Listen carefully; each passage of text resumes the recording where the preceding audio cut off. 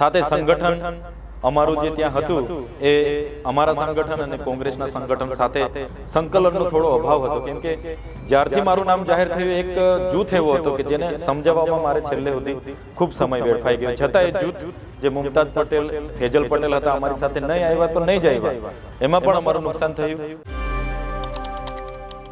તો અહીં ચેતર વસાવા સાફ કહી રહ્યા છે કે લોકસભાની ચૂંટણીના પ્રચારમાં મુમતાઝ પટેલ અને ફૈઝલ પટેલે તેમને જરા પણ મદદ નથી કરી. તો ચેતર વસાવાએ તેમને મનાવવા માટે કેટલા પ્રયત્નો કર્યા, તેમને આમંત્રણો મોકલ્યા, છતાં ફૈઝલ પટેલ અને મુમતાઝ પટેલ તેમના સમર્થનમાં ન આવ્યા. ત્યારે જોઈએ કે ચેતર વસાવાએ કેટલા પ્રયત્નો કર્યા, છતાં મુમતાઝ પટેલ અને ફૈઝલ પટેલ ન આવ્યા. નમસ્કાર, હું અમરીન અને તમે જોઈ રહ્યા છો નિર્ભય ન્યૂઝ. લોકસભા 2024ની ચૂંટણીમાં સૌથી લોકચર્ચિત અને રસપ્રદ જો કોઈ સીટ રહી હોય તો તે ભરૂચની સીટ હતી, કારણ કે આ બેઠક પર રસ્સાકસીનો જંગ સર્જાયો હતો.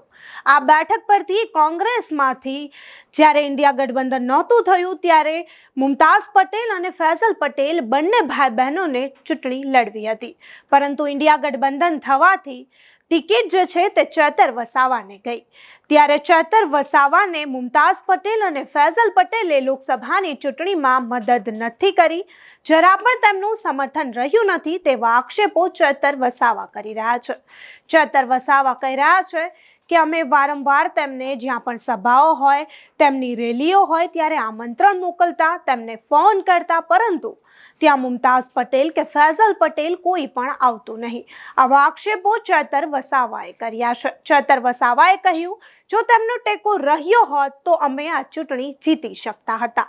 ત્યારે સાંભળીએ કે ચેતર વસાવા જે છે તે મુમતાઝ પટેલ અને ફૈઝલ પટેલ પર વધુમાં આક્ષેપો કરતા શું કહી રહ્યા છે. રાષ્ટ્રીય લેવલે ગઠબંધન થયું અને ગઠબંધનમાં મારું નામ આવ્યું. મારી ફરજ પ્રમાણે હું મુમતાઝ બેનના પીરામણ અંકલેશ્વરના ઘરે જામ છું, એમને રિક્વેસ્ટ કરું છું, એમની સાથે ચા પાણી કરું છું, અને જે પણ મારા શિડ્યુલ રોજે રોજના બને છે એ મોકલાવું છું. એમના જિલ્લાના પ્રમુખ રાજેન્દ્રસિંહ રાણા મોકલાવે છે કે બેન તમારે ત્યાં આવવાનું છે, ત્યાં આવવાનું છે. છેલ્લે સુધી બેન આવ્યા નહીં અને ચૂંટણીના છેલ્લા દિવસોમાં પણ નહીં આવ્યા. તો અહેમદ પટેલ સાહેબનો વિસ્તાર હતો, અમને બધાને સન્માન છે. અમારા આદિવાસી સમાજ પણ અહેમદ પટેલ સાહેબ હતો, મનસુખ વસાવા સાથે હતો, છોટુભાઈ વસાવા સાથે હતો. એમની રાજનીતિનો ઇતિહાસ હતો, આખા દેશમાં એમનું નામ હતું, તો ખૂબ સારી વાત છે. પણ જે અમારી સાથે થયું છે પણ અમારે કહેવું પડશે ને. અત્યાર સુધીની રાજનીતિ મનસુખભાઈ રાજપીપળા બેહીન કરતા હતા, છોટુભાઈ વસાવા એમના ઘરે લીમડા નીચે બેહીન કરતા હતા, અહેમદ પટેલ સાહેબ દિલ્હી બેહીન કરતા હતા. ત્યારે તમે કોઈ દિવસે ડેડિયાપાડાનું ચિત્ર તમારા લેવલ પર જોયું છે? નર્મદા જિલ્લાને કોઈ દિવસે લાઇમલાઇટમાં તમે જોયા છે? આ તો ચૈતર વસાવા આવ્યા, આજે અમે એક્ટિવ એટલા માટે છે, એટલા બધા છે કે મનસુખ વસાવાએ પણ ત્યાં જવાબ આપવો પડે છે, છોટુ વસાવાએ પણ બહાર ચાલીને આવવું પડે. આજે મુમતાઝબેન પટેલને પણ લોકો પૂછવાવાળા છે કે ભાઈ ચૈતર વસાવા ભરૂચમાં આવે છે, તમે ક્યાં છો? એટલા માટે આજે નર્મદા અને ભરૂચની રાજનીતિ આજે દેશ કક્ષાએ છે. હું લોકસભા લડ્યો, અભિમાન નથી કરતો, મારી ઉંમર નાની છે, હજુ શીખીશ, મેં ફરી પણ તક મળશે, ફરી પણ લડીશ. પણ હું લોકસભા લડ્યો અને અમારી જે લડત હતી, અમારી જે ઝુંબેશ હતી, ખુદ અમિત શાહને ત્યાં આવવું પડ્યું અને કહેવું પડ્યું કે આ ચૈતર વસાવા નક્સલવાદનું કામ કરે છે. તો મેં તો કીધું તે દિવસે કે ભાઈ ગુજરાતમાં તમારી સરકાર છે, તમે પોતે દેશના ગૃહમંત્રી છો, તો નક્સલવાદ કરું છું તો તમે કોની રાહ જુઓ છો?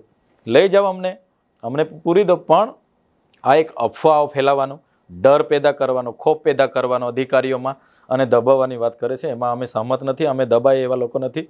એટલા માટે આજે પણ કોંગ્રેસના જેટલા પણ લોકોએ મને સહકાર આપ્યો છે એમનો આભાર માનું છું. આવનારા દિવસોમાં લોકસભામાં ગઠબંધન હોય, વિધાનસભામાં ગઠબંધન હોય કે સ્થાનિક સ્વરાજમાં ગઠબંધન હોય, બધાને સાથે રહીને અમે સંકલન કરી લડીશું. મુમતાઝબેને નથી મદદ કરી તો એમનો વિષય છે. મારે કોંગ્રેસ પાર્ટીનો આભાર કે મારા પર ભરોસો કર્યો, આમ આદમી પાર્ટીએ ભરોસો કર્યો અને એ લોકોએ મને મદદ કરી છે, આભાર માનું છું. પણ જીતી નથી શક્યા એટલા માટે દુઃખ વ્યક્ત કરું છું. કાશ મુમતાઝ પટેલ મને મદદ કરતા તો અમે જીતી જતા, એ વાત હું કરું છું. માની લો કે હવે મુમતાઝ પટેલ તમારી સાથે આવે તો મુમતાઝ પટેલ સાથે બેસશો ખરા? બિલકુલ. આવનાર દિવસોમાં ગઠબંધન થાય છે અને મુમતાઝબેનને લડવાનો મોકો મળે છે, અમારો સહકાર રહેશે. છોટુભાઈ અમારા રાજકીય શરૂઆતના ગુરુ હતા.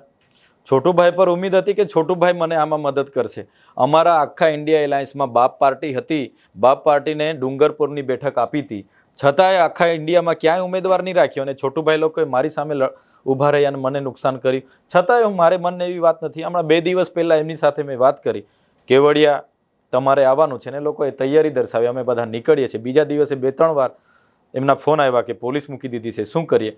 અને તમે જોઈ લો, મનસુખભાઈને પણ હમણાં ફોન કરીને પૂછી લેજો. 12 તારીખે 3 વાગે મનસુખભાઈને પણ મેં 3 ફોન કર્યા છે. કેવડિયા આપણે જવાનું છે સામાજિક રીતે. સુખરામભાઈ સાથે વાત કરી હતી, અનંતભાઈ સાથે. હું ક્યાંય સામાજિક મુદ્દામાં રાજનીતિ નથી જોતો. મારી પાર્ટીમાં છું, આમ આદમી પાર્ટીનો જવાબદાર ધારાસભ્ય છું. છતાંય જ્યાં સમાજની વાત આવે છે હું ખુલીને વાત કરું છું. હું કોઈના ઈશારેથી બીજા નેતાઓની જેમ નથી. અને મેં તો સ્ટેજ પરથી પણ કીધું છે, મારા સમાજની વાત મૂકતા મારી પાર્ટી મને રોકશે તે દિવસે મારી પાર્ટીમાંથી આદિવાસી નેતા તરીકે પહેલું રાજીનામું મારું હશે. તો અહીં ચેતર વસાવા દાવો કરી રહ્યા છે કે જો તેમને ઇન્ડિયા ગઠબંધનથી સમર્થન મળ્યું હોત, મુમતાઝ પટેલ અને ફૈઝલ પટેલનું કોંગ્રેસમાંથી સમર્થન મળ્યું હોત અને છોટુ વસાવાનું પણ સમર્થન મળ્યું હોત તો તે આ ચૂંટણી જીતી શકતા હતા. ત્યારે ચેતર વસાવાના નિવેદન વિશે તમારું શું માનવું છે અમને કમેન્ટ કરી ચોક્કસથી જણાવજો. તથા અમારી ચેનલ નિર્ભય ન્યૂઝને લાઇક, શેર અને સબસ્ક્રાઇબ કરવાનું ભૂલશો નહીં. આભાર.